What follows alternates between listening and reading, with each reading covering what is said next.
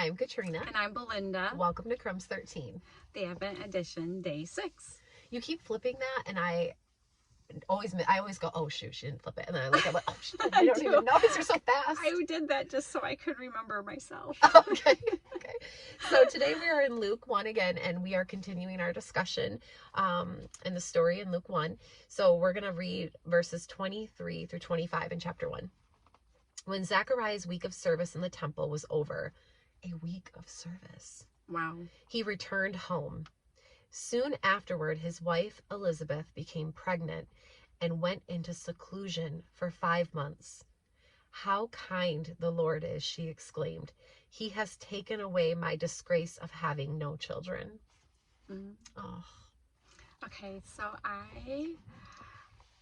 it's no secret, I love a good love story. I love that the Father's whole desire for us and his return for us is all through a wedding feast, and that he is gone to prepare a place for us, that he is our bridegroom and that we're his bride, and that he's coming back for us, and it's all in the romance of his love and his unconditional love for us. And so this just is beautiful, because let's just remember, Zacharias returns home, and it was 7 days, right? So he returns home after his full week of service.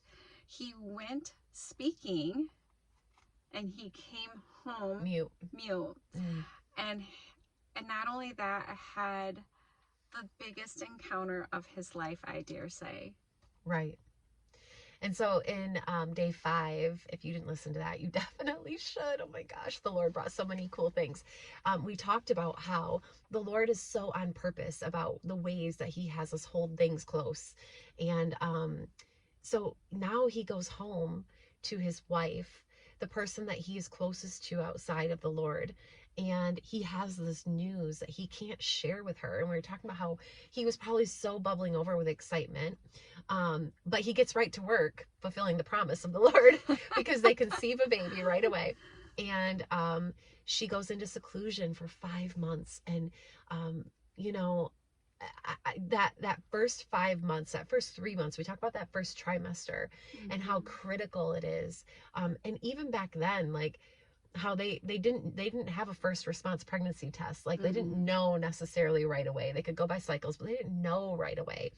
But just having that alone, that time, that seclusion, that time basking in the fulfillment of God's promise is such a beautiful image. Yeah, and also, here's the thing though, Zacharias is going to stay mute until 8 days after the baby is born. So envision this. This is the sweetness of what God intended in marriage, and the sweetness in what he intended our sex lives in marriage to be. And that's why it's sacred to him, because he wanted that intimacy just between a husband and a wife in his covenant.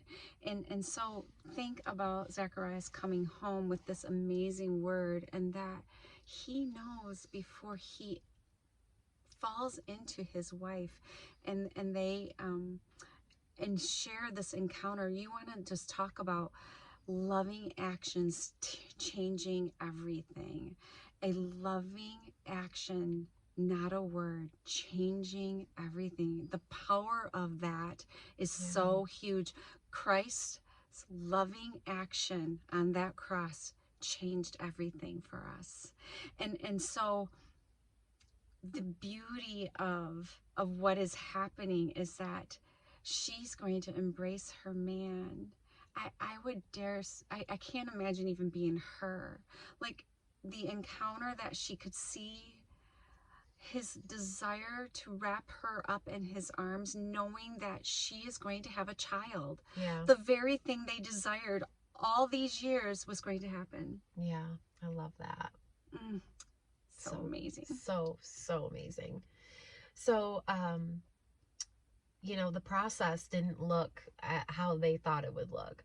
I'm sure as they tried for a baby for years, they thought that it would happen at a certain time. They thought it would happen maybe a certain way on a certain night. And then the pregnancy might look a certain way. But God's plans are, like we've said before, are so much higher than our plans. And it looked completely different than what they expected.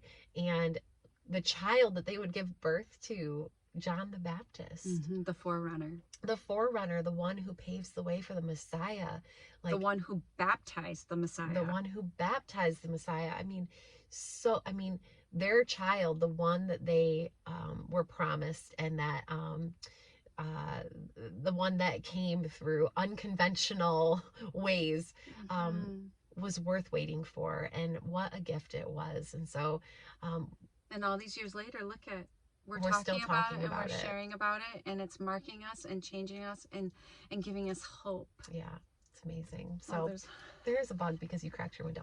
Oh, So with that, we hope that this message blesses you, and that it gives you a greater faith and expectation in what God is going to do in your life. Yes.